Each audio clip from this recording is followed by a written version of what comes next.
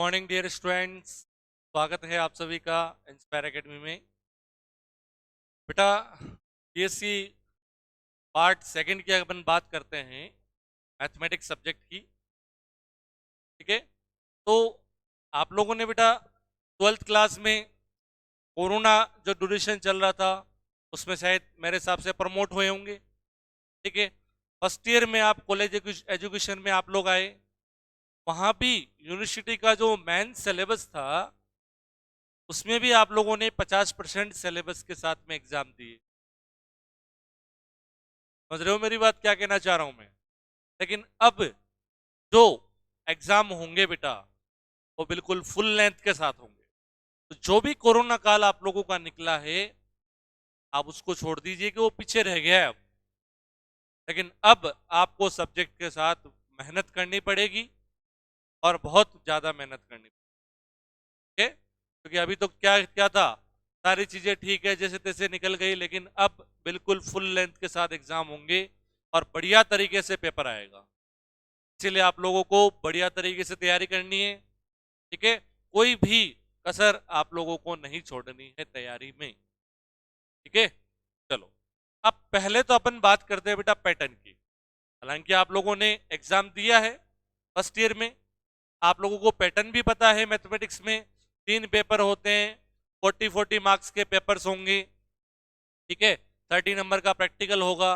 लेकिन बेटा क्या था कि कोरोना टाइम में यूनिवर्सिटी ने अनाउंस किया कि 50% सिलेबस के साथ एग्जाम होगा, 50% आपको अटेम्प्ट करना है। पेपर तो यूनिवर्सिटी का सबसे सही चीज यही लगी, पेपर तो फुल लेंथ जैसा जैसा कोरोना से पहले आता था, जैसा अब आएगा वैसा ही पेपर यूनिवर्सिटी ने दिया है। लेकिन जो और वगैरह की बाध्यता थी वो आप लोगों के लिए हटा दी थी कि कहीं से भी आप लोग 20 नंबर का अटेम्प्ट कर लीजिए, 50% अटेम्प्ट कर लीजिए। ठीक है, तो दोबारा एक बार अपन इसके बारे में बात कर रहे हैं, सिलेबस और पेपर्स के पैटर्न के बारे में। ठीक है, चलो तो मैथमेटिक्स में 3 पेपर,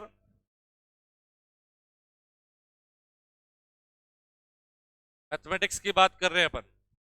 ठीक है, 40-40 मार्क्स के पेपर से और प्रैक्टिकल प्रैक्टिकल 30 मार्क्स का। अपन बात कर रहे हैं मोस्टली जो 4 यूनिवर्सिटीज है। ठीक है, मत्स्य, ब्रज, राजस्थान और शेखावटी, इन चारों यूनिवर्सिटीज का बेटा लगभग सिलेबस सेम है और एग्जाम जो लेने का जो पैटर्न है वो भी तरीका लगभग समान है। ठीक है, पेपर का वेटेज भी लगभग समान है। ठीक है, तो मत्स्य यूनिवर्सिटी में है, मत्स्य यूनिवर्सिटी है, उसमें जरूर पेपर 50 नंबर के होते हैं, लेकिन पैटर्न वही है पूछने का पैटर्न भी आप लोगों को लगभग यही पैटर्न से, इसी पैटर्न से आप लोगों को। तो अदर यूनिवर्सिटीज है बेटा, जैसे बीकानेर यूनिवर्सिटी है, अजमेर यूनिवर्सिटी है, एमडीएस यूनिवर्सिटी है, फतेहपुर यूनिवर्सिटी है, मोहनलाल सुखाड़िया, जोधपुर यूनिवर्सिटी है, कोटा यूनिवर्सिटी है।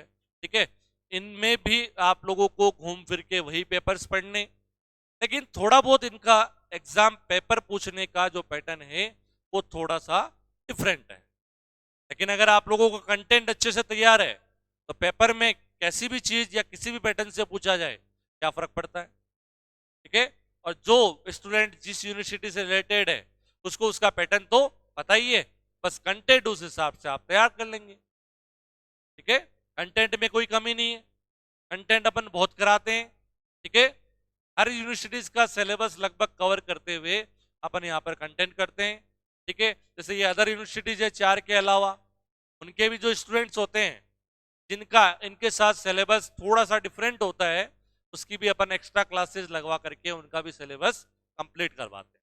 ठीक है, तो किसी भी यूनिवर्सिटी का बच्चा हो, किसी को भी कोई भी चिंता करने की जरूरत नहीं है। क्लियर? चलो, तो पेपर यहां पर अपन इस पैटर्न की बात कर रहे हैं, 40-40 नंबर के पेपर्स और 30 नंबर का practical.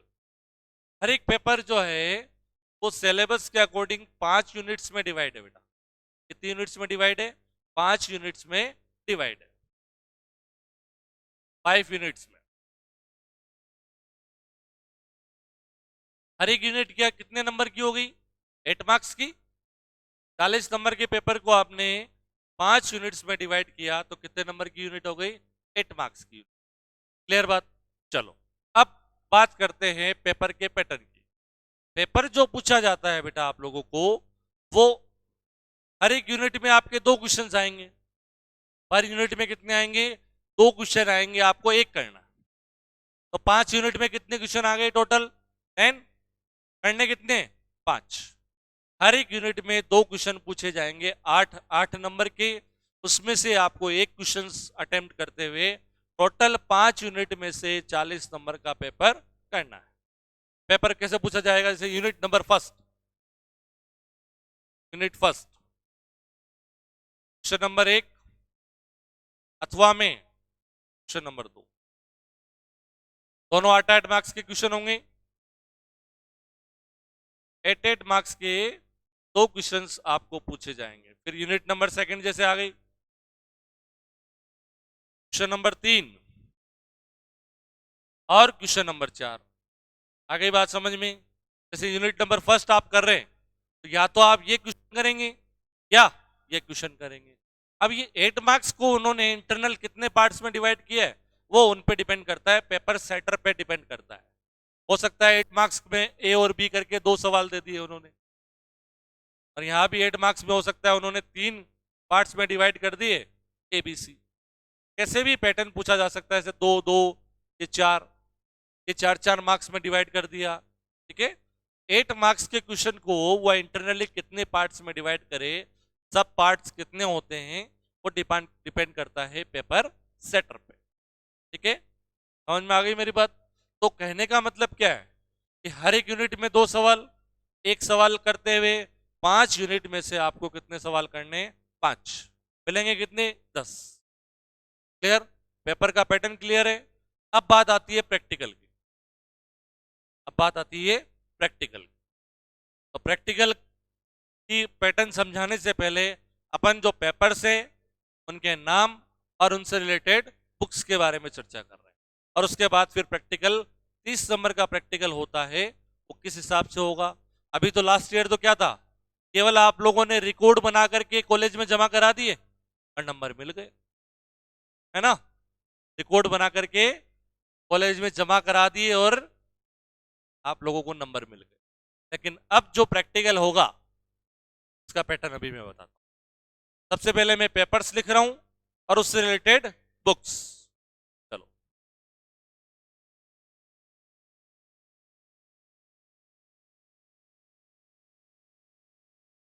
Paper number first, paper number first क्या नाम है बेटा? रियल एनालिसिस, वास्तविक विश्लेषण, एनालिसिस। रियल एनालिसिस वाले पेपर में बेटा, वास्तविक विश्लेषण वाले पेपर में 2 बुक कंटेंट करेगी। कितनी बुक आएगी? 2 बुक आएगी। बुक्स के नाम मैं इधर लिख रहा हूं बेटा। पहली बुक है बेटा वास्तविक विश्लेषण, वास्तविक विश्लेषण।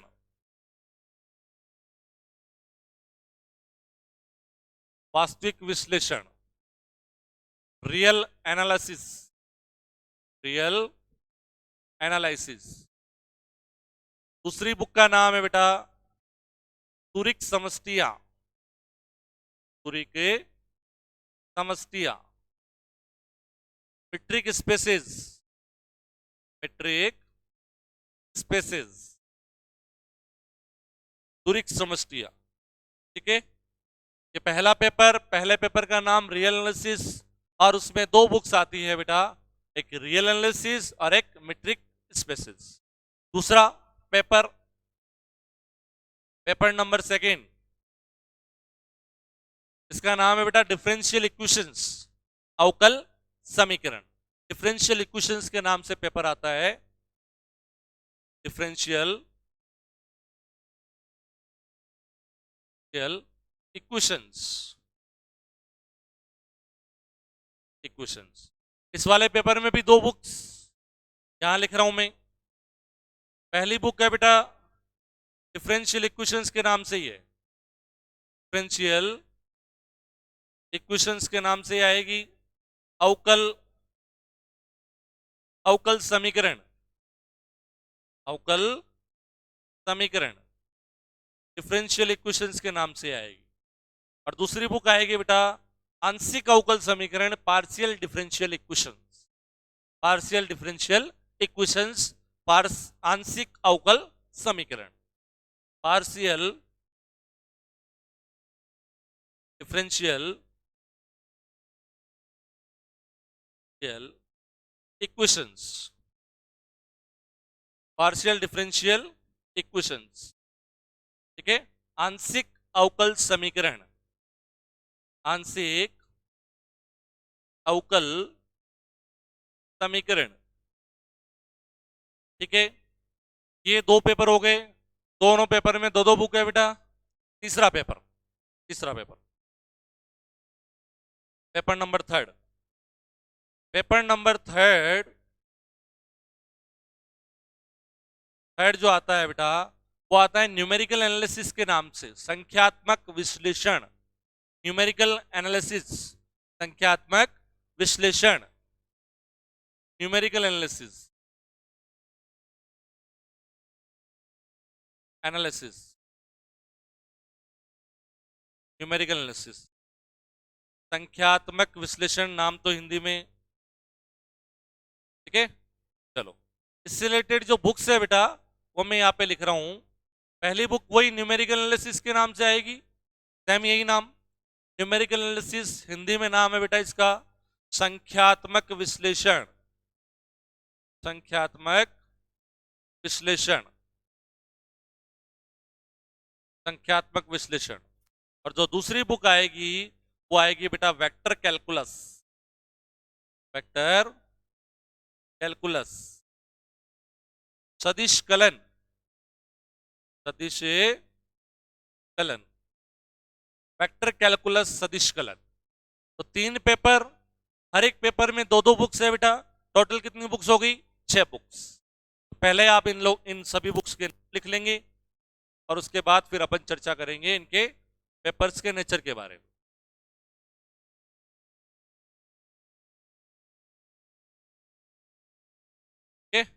फटाफट से लिखेंगे सभी, तो रहा है सबको?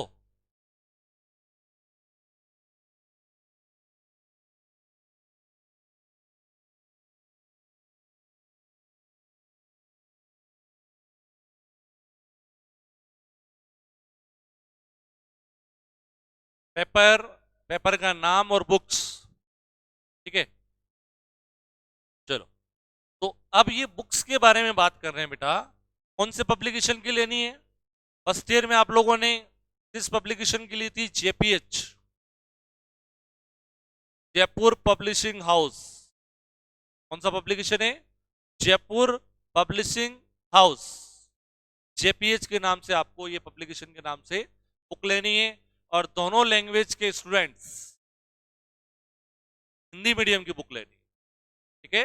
जो बच्चे फर्स्ट ईयर में मुझसे पढ़े हुए हैं उनको तो पता है कि बाइलिंगुअल मैं पढ़ाता हूं यहाँ पर, दोनों लैंग्वेज में कोई भी थ्योरी है या कोई भी कंटेंट यहाँ पर जो मैं पढ़ा रहा हूँ वो दोनों लैंग्वेज में समझाता हूँ, दोनों लैंग्वेज में लिखवाऊंगा, ठीक है। तो कोई दिक्कत नहीं आएगी। कारण क्या है बेटा कि हिंदी मीडियम की जो बुक है उसमें कंटेंट ज्यादा है, कंटेंट ज्यादा है। जैसे सेकंड पेपर की बात करें अपन, डिफरेंशियल इक्वेशन की, ठीक है।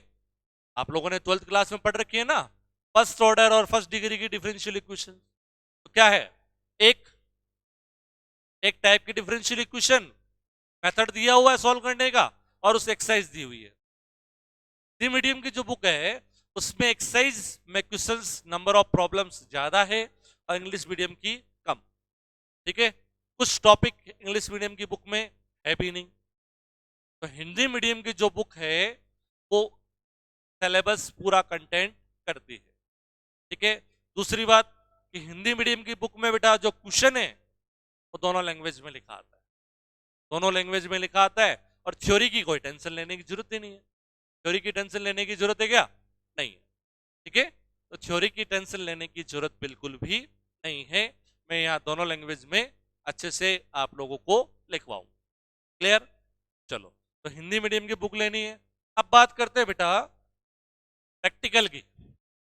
ठीक है, सबसे पहले अपन बात कर रहे हैं, सॉरी, प्रैक्टिकल।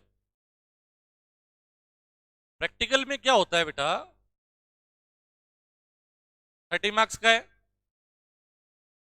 दो सेक्शंस होते हैं थ्योरी के लिए, ठीक है, और दोनों सेक्शन से 10-10 नंबर का आपको क्वेश्चन दिया जाएगा। दो क्वेश्चन आएंगे आपके, प्रैक्टिकल का भी पेपर होगा। ठीक है, ऐसे क्लास में बैठा करके आपको बोर्ड पे दो क्वेश्चन लिखवा देंगे। 10-10 नंबर के दो क्वेश्चन आएंगे, दो सेक्शन बने हुए हैं 10-10 नंबर के, उन दोनों से 10-10 नंबर का क्वेश्चन आएंगे। 5 नंबर का, जैसे आप 11वीं 12वीं में प्रैक्टिकल किए होंगे, रिकॉर्ड बनाया होगा। ठीक है, फर्स्ट ईयर में भी किया, फर्स्ट ईयर में भी आप लोगों ने रिकॉर्ड बना के दिया था, उसके बिहाफ पे आपको नंबर मिले। 5 नंबर होते हैं आपके रिकॉर्ड के, और 5 नंबर का होता है बेटा आपका वाइवा। 5 नंबर का क्या होता है, वाइवा। 10-10 नंबर के दो क्वेश्चन, 5 नंबर का रिकॉर्ड, 5 नंबर का वाइवा। रिकॉर्ड आप सभी बनाते हैं तो 5 नंबर वैसे तैयार हो गए।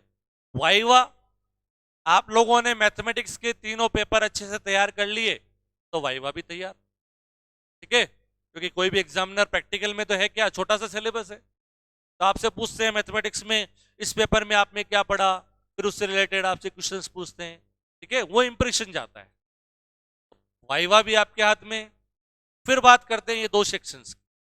इन दोनों सेक्शंस में से एक सेक्शन है, उसका सवाल इस बुक्स में मिलता है, न्यूमेरिकल एनालिसिस, संख्यात्मक विश्लेषण से मिलता है। जैसे आप लोगों ने 12वीं क्लास में समाकलन किए बेटा, निश्चित समाकलन, एफिनाइट इंटीग्रल्स, समाकलन किए थे। कभी कभार क्या होता है, समाकलन में कुछ ऐसा फंक्शन आ जाता है जिसका इंटीग्रेशन करना आसान नहीं होता है, तो उस तरह के इंटीग्रेशंस को सॉल्व करने के लिए बेटा क्या दिए गए, न्यूमेरिकल मेथड्स दिए गए, संख्यात्मक विधियां दी गई। आप पढ़ोगे यहां पर सिम्पसन के नियम, ट्रेपिजॉइडल के नियम, बेडले नियम। ठीक है, अलग अलग मैथमेटिशियन ने अलग अलग दिया नियम। ठीक है, तो वो विधियां आप यहां पढ़ेंगे और वही आपके प्रैक्टिकल में, वो थ्योरी में भी पढ़ेंगे और प्रैक्टिकल में भी काम आएगा। दूसरा वाला जो सेक्शन है बेटा, दूसरा वाला सेक्शन, ठीक है, ये आपके सी प्रोग्रामिंग से रिलेटेड है। से रिलेटेड है, सी प्रोग्रामिंग कंप्यूटर का पार्ट है, सी प्रोग्राम लैंग्वेज है, सी प्रोग्राम। ठीक है, इसमें आप कोई भी प्रोग्राम को टाइप करते हैं, रन कराते हैं, तो ये वाला सी प्रोग्राम से रिलेटेड।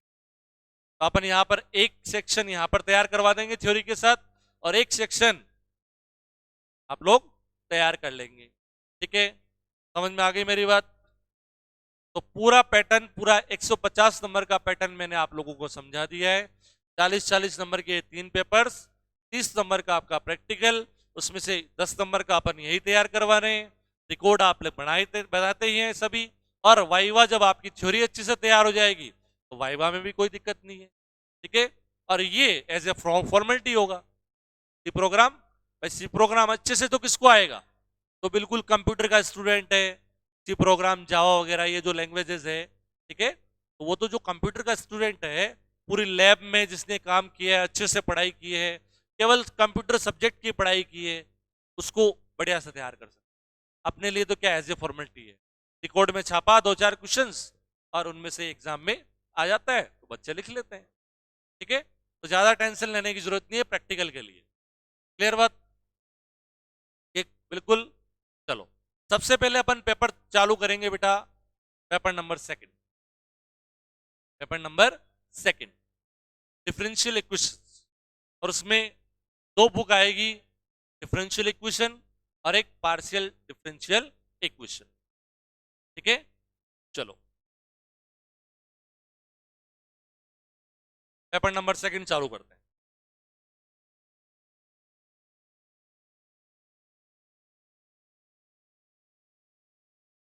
हाँ, रिवीजन, हाँ रिवीजन करवाया था बेटा लास्ट ईयर, वही कोरोना की वजह से बच्चे देख रहे थे जैसा प्रमोट होते आ रहे हैं, प्रमोट हो जाएंगे, पढ़ने की जरूरत है नहीं। 12वीं में प्रमोट हो गए कि बोर्ड एग्जाम है वो तो यूनिवर्सिटी तो कर ही देगी, लेकिन यूनिवर्सिटी ने क्या किया, एग्जाम ले लिए, first year second year third year सबके एग्जाम ले लिए। वही जब बच्चों को पता लगा, 2 साल से ऐसा ही तो होता रहा है, एकदम से यूनिवर्सिटी ने अनाउंस कर दिया एग्जाम होंगे, टाइम टेबल डाल दिया, बच्चे फिर भयभीत। तो 2 साल से इंस्पायर एकेडमी के इस प्लेटफॉर्म पर हम लोग एक रिवीजन कोर्स चला रहे हैं बेटा, ठीक है। और वो बच्चों की एक मानने की हेल्प के लिए, जो बच्चे, जिन बच्चों का हमसे लगाव है, ठीक है, हम पे विश्वास है, उन बच्चों के लिए हमने 2 साल से रिवीजन कोर्स चला रहे हैं। और रिवीजन कोर्स में लास्ट ईयर मात्र 20 दिनों में हमने तीनों पेपर मैथमेटिक्स के पूरा पूरा रिवीजन करवा दिया, 2-2 2.5 यूनिट, ठीक है। जितना यूनिवर्सिटी ने अनाउंस किया था उतने सिलेबस के साथ हमने तीनों पेपर में 24 मार्क्स के क्वेश्चंस बच्चों को मिले।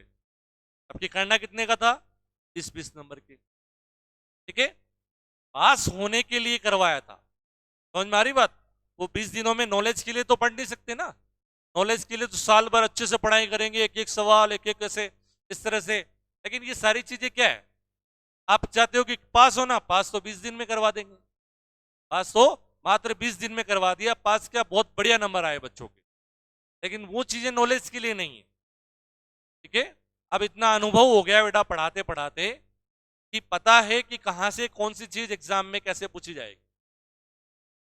तो मात्र 20 दिनों में हमने इस तरह से कंटेंट बच्चों को तैयार करवाया कि बच्चों को तीनों पेपर में 24-24 नंबर के, कुछ कई बच्चों ने तो किया ही होगा जो यहां बैठे, ठीक है, क्या था, फायदा मिला, ठीक है। क्योंकि वो चीजें सारी हमें इतने अनुभव से आ जाती है कि हमें पता है कि यूनिवर्सिटी कहां से कैसे क्वेश्चंस पूछेगी, तो वो सारी चीजें, ठीक है। बाकी मार्केट में केवल मात्र इंस्पायर एकेडमी एक ऐसा कोचिंग है जिसने मात्र इतने से दिनों में बच्चों के हेल्प के लिए 2 साल से रिवीजन करवा रहा है।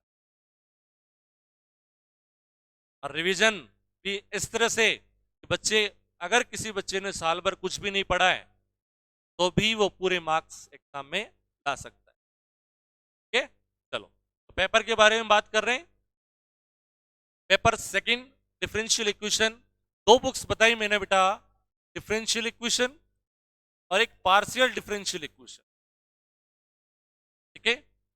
ये वाली बुक है, ये वाली जो बुक है इसमें आपके सिलेबस का 4 यूनिट आएगी बेटा, 3 यूनिट्स आएगी, 4 यूनिट्स मीन्स ये बुक कितने नंबर की हो गई, 32 मार्क्स।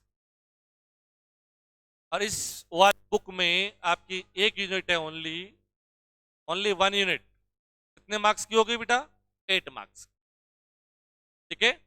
4 यूनिट आएगी इसमें, और पार्शियल डिफरेंशियल इक्वेशन में कितनी यूनिट आएगी, 1 यूनिट आएगी, ठीक है। तो सबसे पहले अपन ये वाली बुक चालू कर रहे हैं, डिफरेंशियल इक्वेशन वाली, जिसमें ऑर्डिनरी डिफरेंशियल इक्वेशन अभी मैं बताऊंगा वो अपन पढ़ेंगे, क्लियर। अब सिलेबस में लिख दूं, पूरी 5 यूनिट लिख दूं, इस यूनिट में ये है, इस यूनिट में ये, आपने पढ़ा ही नहीं, जिस चीज के बारे में आप जानते ही नहीं हो, और मैं यहाँ बोर्ड पे लिख दूं तो आप लोगों को क्या समझ में आएगा। जैसे जैसे अपन पढ़ते जाएंगे वैसे मैं आपको बताता जाऊंगा, इस यूनिट में ये चीजें बेटा है अपने, और अपन ये तैयार कर रहे हैं, ठीक है। अब एक चीज सबसे इंपॉर्टेंट कि आपकी पेपर में कितने कितने क्वेश्चन पूछे जाते हैं, टोटल 10, कितने क्वेश्चन पूछे जाते हैं, 10, करने कितने होते हैं, 5, ठीक है, करने कितने होते हैं, 5। लेकिन अपन हर पेपर में लगभग 7 या 8 क्वेश्चन तैयार करेंगे, जो कमिटमेंट किया है, ठीक है, वो हर हाल में पूरा होगा। इसीलिए पहले बता देते हैं बेटा 7 से 8, जो कि सबसे ज्यादा है, इतने क्वेश्चंस आपको कोई नहीं कराएंगे। और डिफरेंशियल इक्वेशन का जो पेपर है, पेपर नंबर सेकंड जो आप चालू कर रहे हैं, इसमें अपन 10 में से 9 क्वेश्चन करवाएंगे, कितने करवाएंगे, 9 क्वेश्चन करवाएंगे, समझ में आई बात। और करने कितने एग्जाम में, 5। इसके 2 कारण है, एक तो बच्चों के पास चॉइस भी रहे थोड़ी बहुत, एक तो मैंने थोप दिया कि यही पढ़ना आप लोगों को, तो यही तैयार करना है, और एक थोड़ा सा बच्चों के पास चॉइस भी हो। दूसरा रीजन क्या है, ये जो पेपर्स है बेटा, जैसे डिफरेंशियल इक्वेशन की बात कर रहे हैं, इसमें मैं कोई चीज छोड़ना क्यों नहीं चाह रहा हूं, क्योंकि डिफरेंशियल इक्वेशन एक ऐसा पेपर है जो हायर एजुकेशन में आप कहीं भी पढ़ेंगे, कोई भी एग्जाम के लिए तैयारी करेंगे, उसमें इसका एक बड़ा वेटेज है बेटा।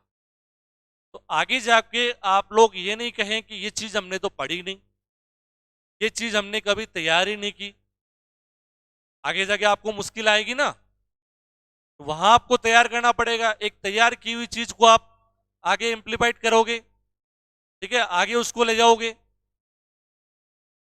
इसीलिए क्योंकि बीएससी के साथ साथ, बीएससी क्यों कर रहे हैं, किसी बच्चे को लेक्चरर बनना है, किसी को कंपटीशन की तैयारी करनी है, ठीक है, स्कूल एजुकेशन में जाना है, तो वहां कंपटीशन में बेटा यही यहीं से तो क्वेश्चंस पूछे जाएंगे। समझ में आ रही बात? तो जो हायर एजुकेशन के हिसाब से जो जो टॉपिक्स इंपॉर्टेंट है, अपन उनको यहां तो तैयार करेंगे। अब यूनिवर्सिटी एग्जाम के लिए आप उनको चाहे चॉइस में छोड़ सकते हैं, वो अपन लास्ट में चर्चा कर लेंगे, लेकिन जो जो टॉपिक्स इंपॉर्टेंट है अपन उनको यहीं पे तैयार करेंगे। क्लियर बात? चलो,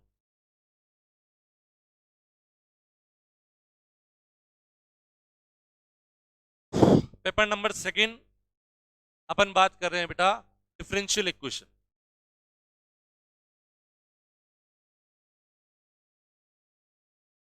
डिफरेंशियल इक्वेशन क्या होता है, सबसे पहले अपन ये बात कर रहे हैं कि आपका पेपर है, ठीक है, व्हाट इज डिफरेंशियल इक्वेशन, अवकल समीकरण क्या होता है, पढ़ा हुआ है ना 12वीं में।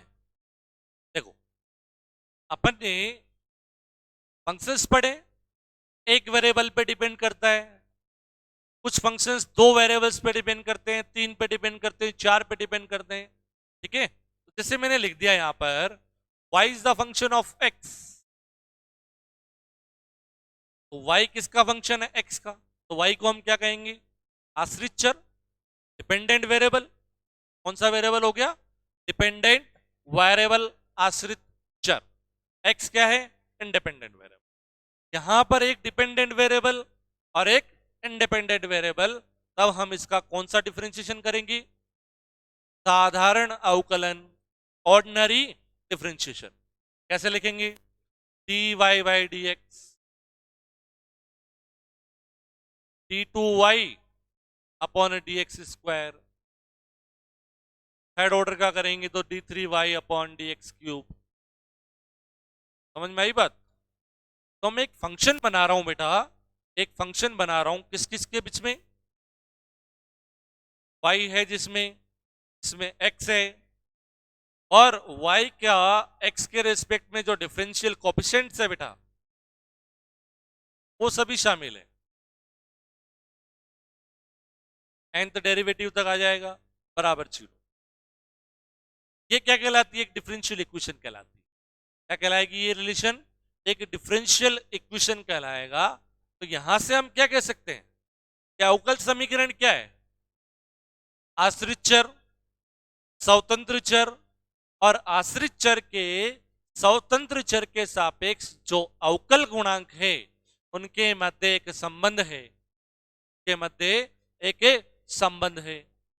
Differential equation is nothing, it is a relation between dependent variable, independent variable, and the differential coefficients of dependent variable with respect to independent variables।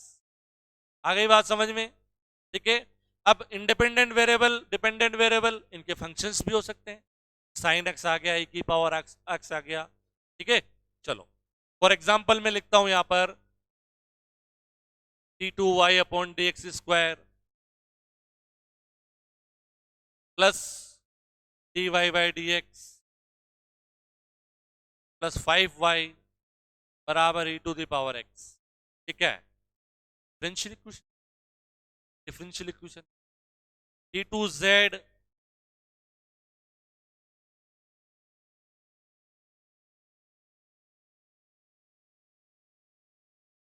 बराबर x प्लस वाई। ये भी एक डिफरेंशियल इक्वेशन है। यहाँ पर डिपेंडेंट वेरिएबल क्या है बेटा? जेड। अरे डिपेंडेंट वेरिएबल जेड है। लास्ट ईयर पढ़ा है, फर्स्ट ईयर में आंशिक अवकलन नहीं पढ़ा क्या? जब कोई भी फंक्शन दो या दो से ज्यादा वेरिएबल्स का फंक्शन होता है तो उसके डेरिवेटिव्स कौन से होते हैं? पार्शियल। बात वही है। जेड क्या है?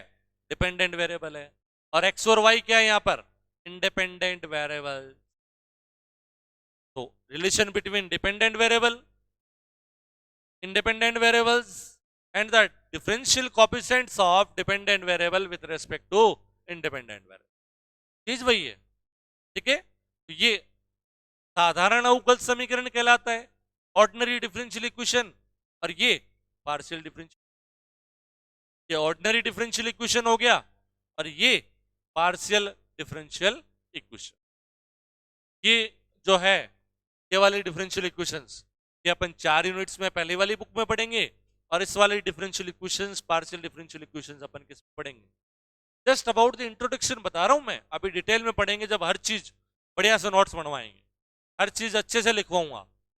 ठीक है, ये तो जस्ट अबाउट इंट्रोडक्शन। क्लियर बात?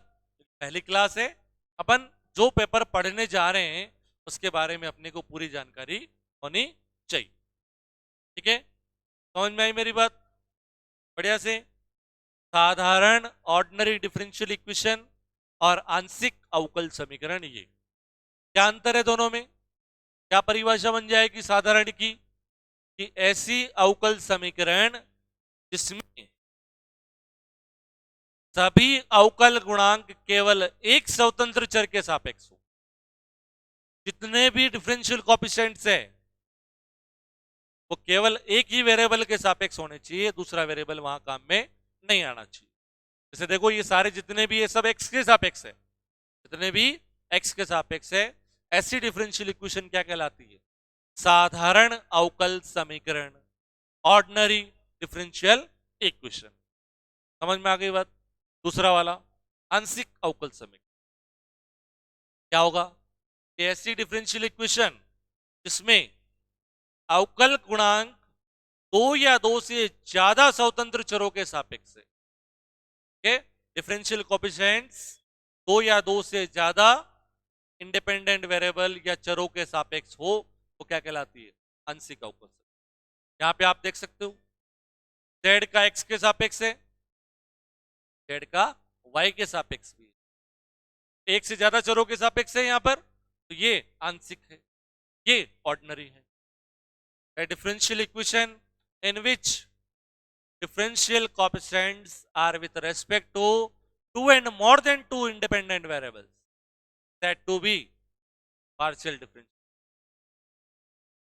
ठीक है, तो ये आपकी डिफरेंशियल इक्वेशन की परिभाषा हो गई and then type of differential equation. ठीक है, लिखने की जरूरत है? अरे दो तरीके की डिफरेंशियल इक्वेशन होती है, एग्जाम में थोड़ा पूछा जाएगा, आप लोगों को पता होना चाहिए। ठीक है, अब जो मेन टॉपिक आ रहा है अपना, order and degree of differential equation, order and degree of differential equation. ठीक है,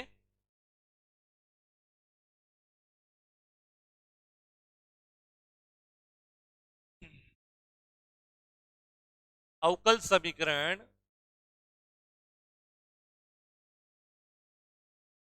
की कोटि व घात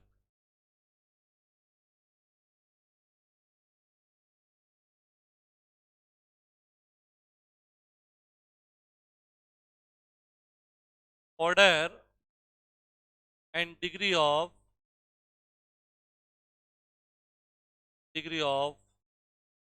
डिफरेंशियल इक्वेशन। हाँ, डिफरेंशियल इक्वेशन की डेफिनेशन भी लिखवाएं। डिफरेंशियल इक्वेशन, चलो पहले डिफरेंशियल इक्वेशन की डेफिनेशन भी लिख लो। ओके, हेडिंग डालो अवकल समीकरण, यूनिट नंबर फर्स्ट। ओके, अवकल समीकरण लिखो।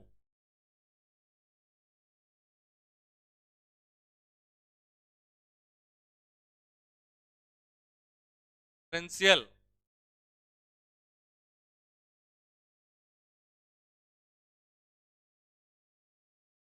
ओके, लिखो। स्वतंत्र चर, आश्रित चर तथा आश्रित चर का स्वतंत्र चरों के सापेक्ष अवकल गुणांक के मध्य संबंध को अवकल समीकरण कहते हैं। A relation between dependent variable, independent variables and differential coefficients of dependent variable with respect to independent variables said to be a differential equation. Okay, चलो अब लिखो order and degree of differential. अब सुनेंगे पहले, ठीक है, एक बार सुनेंगे, ये लिख ली डेफिनेशन। अब सुनेंगे एक बार। डिफरेंशियल इक्वेशन समझ में आ गई क्या होती है? दो टाइप की होती है, वो भी हमने समझ लिया है। डिग्री और ऑर्डर क्या होता है? सबसे पहले अपन ऑर्डर की बात कर रहे हैं, कोटि। कोटि क्या होती है? अवकल समीकरण की कोटि क्या होती है? तो किसी अवकल समीकरण में जो हाईएस्ट ऑर्डर डेरिवेटिव है ना, उसकी ऑर्डर डिफरेंशियल इक्वेशन का ऑर्डर हो। किसी भी डिफरेंशियल इक्वेशन में हाईएस्ट ऑर्डर डेरिवेटिव का ऑर्डर डिफरेंशियल इक्वेशन का ऑर्डर होगा। उच्चतम कोटि के अवकल गुणांक की कोटि उस अवकल समीकरण की कोटि कहलाती है। समझ में आई मेरी बात? देखो कैसे, example, d3y upon dx cube 2dy by dx 5y 9x। ये आपको एक डिफरेंशियल इक्वेशन दिख रही है बेटा। इस डिफरेंशियल इक्वेशन में उच्चतम कोटि का अवकल गुणांक क्या है? हाईएस्ट ऑर्डर डेरिवेटिव क्या है? कितने ऑर्डर का है? 3 ऑर्डर का। ये सबसे ऑर्डर हाईएस्ट ऑर्डर 3 ऑर्डर का ये, तो डिफरेंशियल इक्वेशन का ऑर्डर भी कितना होगा? Order of highest order derivative present in given differential equation that to be order of किसी अवकल समीकरण में उपस्थित उच्चतम कोटि के अवकल गुणांक की कोटि अवकल समीकरण की कोटि कहलाती है। आगे बात समझ में बढ़िया से? तो इसका ऑर्डर क्या हो गया? ऑर्डर हो गया बेटा इसका 3। अब बात करते हैं डिग्री की। अभी दोनों डेफिनेशन में लिखवाऊंगा, ठीक है, पहले समझो इसको। डिग्री क्या होती है? सी अवकल समीकरण में हाईएस्ट ऑर्डर डेरिवेटिव की डिग्री, हाईएस्ट ऑर्डर डेरिवेटिव की घात उस अवकल समीकरण की क्या कहलाती है? घात कहलाती है। Highest power of highest order derivative present in given differential equation that to be degree of given differential equation. जबकि शर्त क्या है कि डिफरेंशियल इक्वेशन में पहली शर्त तो क्या है? डेरिवेटिव्स पे फ्रैक्शंस पावर और रेडिकल्स पावर नहीं आनी चाहिए। समझ में आ रही बात? फ्रैक्शंस मतलब भिन्नात्मक, जैसे 2/3, 4/5, 4/3, ठीक है। और मूलक का मतलब क्या होता है? 1/n, 1/2, 1/3, 1/4, 1/5। ऐसी पावर्स डिफरेंशियल इक्वेशन में डेरिवेटिव्स में नहीं आनी चाहिए, ठीक है। अगर आ रही है तो सबसे पहले आप उसको हटाओगे और उसके बाद ऑर्डर और डिग्री डिसाइड करो। दूसरी बात, डिफरेंशियल इक्वेशन में इंटीग्रेशन साइन नहीं आना चाहिए। क्या नहीं आना चाहिए? इंटीग्रेशन साइन नहीं आना चाहिए। अगर आ रहा है तो पहले उसको हटाओगे और उसके बाद ऑर्डर और डिग्री डिसाइड करोगे। समझ में आ गई मेरी बात? सबसे पहली बात तो क्या कि डेरिवेटिव्स डेरिवेटिव्स पे कहीं भी फ्रैक्शंस भिन्न और मूलक घात नहीं होनी चाहिए, फ्रैक्शंस और रेडिकल्स पावर नहीं होनी चाहिए। क्लियर? ये डिफरेंशियल इक्वेशन आप देख रहे हो, इसमें कहीं भी आपको रेडिकल्स और फ्रैक्शंस पावर नहीं दिख रही है, ना कहीं इंटीग्रेशन है। तब इसमें जो हाईएस्ट ऑर्डर डेरिवेटिव है उसकी पावर कितनी है? एक पावर ये है, उसकी पावर कितनी है वो डिफरेंशियल इक्वेशन की क्या कहलाती है? डिग्री कहलाती है। समझ में आ गई मेरी बात? बढ़िया से। डिग्री कितनी हो गई बेटा इसकी? एक। डिग्री कितनी हो गई? एक। देखेंगे, हेडिंग डाल लो बेटा, क्या हेडिंग डालो?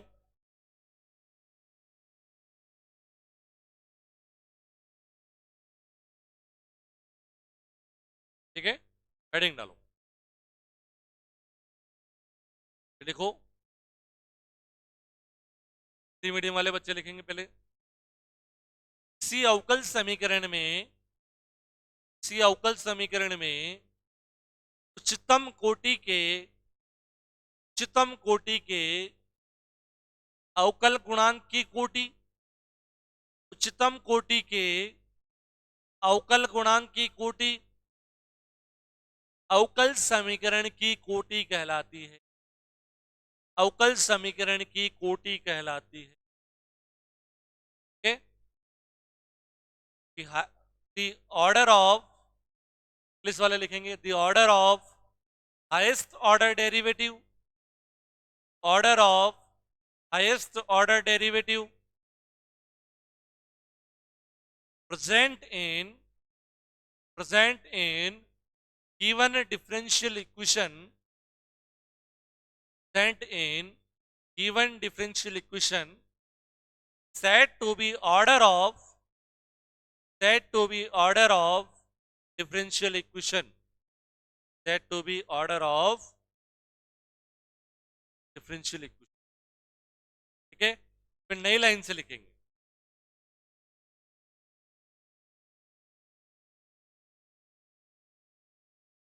अवकल समीकरण में उच्चतम कोटि के अवकल गुणांक की अधिकतम घात, अवकल गुणांक की अधिकतम घात अवकल समीकरण की घात कहलाती है। अवकल समीकरण की घात कहलाती है। जबकि अवकल समीकरण क्या होनी चाहिए बेटा? अवकलजों के संदर्भ में, डेरिवेटिव्स के रेस्पेक्ट में फ्रैक्शंस और रेडिकल्स से फ्री होनी चाहिए और इंटीग्रेशन साइन नहीं आना चाहिए।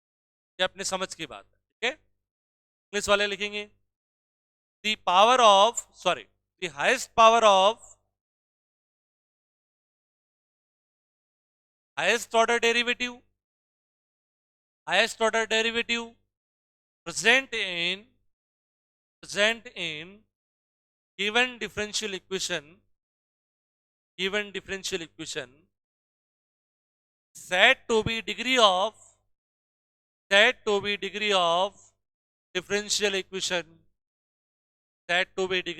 differential equation, आ गई बात समझ में? चलो एग्जाम्पल लिख लो सबसे पहले।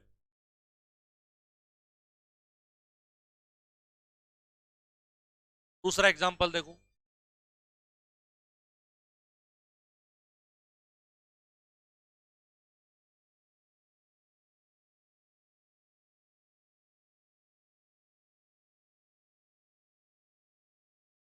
देखो इस एग्जाम्पल को देखेंगे अपन बेटा।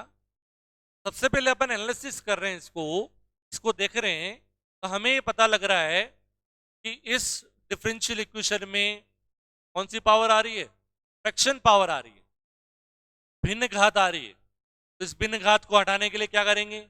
इस नीचे वाले 3 को हटाना है, मतलब दोनों तरफ हम क्या कर देंगे, 3 घात अप्लाई कर देंगे, मतलब घन कर देंगे, क्यूब कर देंगे दोनों तरफ 3 घात से अपन क्या कर देंगे, ऑपरेट कर देंगे। सबसे पहले इसको हटाना है, हटाओ। 1 plus D Y by D X की पावर 4 बराबर D two Y upon D X square power 3। अब इसका ऑर्डर और डिग्री आप देख सकते हो। ऑर्डर क्या हो जाएगा बेटा, इसका ऑर्डर क्या हो जाएगा, अरे हाईएस्ट ऑर्डर डेरिवेटिव का ऑर्डर, उच्चतम कोटि का जो डिफरेंशियल कोएफिशिएंट है यहां पर उसका ऑर्डर, एक ऑर्डर का है, ये 2 ऑर्डर का है, तो डिफरेंशियल इक्वेशन का ऑर्डर क्या हो जाएगा, 2।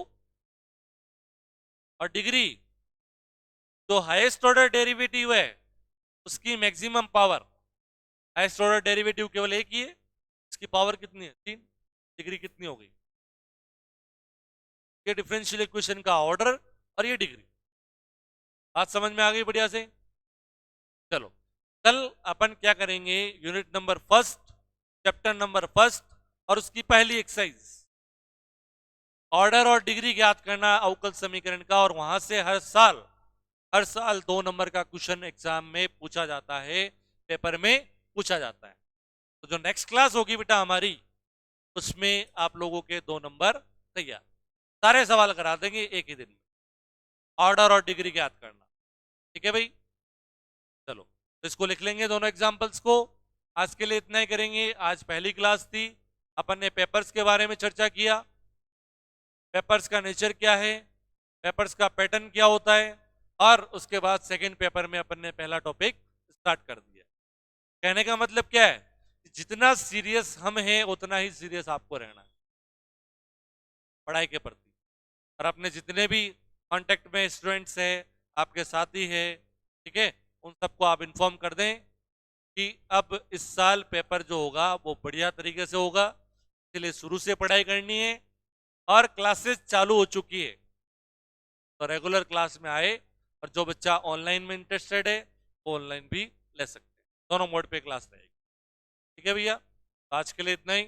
राधे राधे, जय श्री कृष्णा।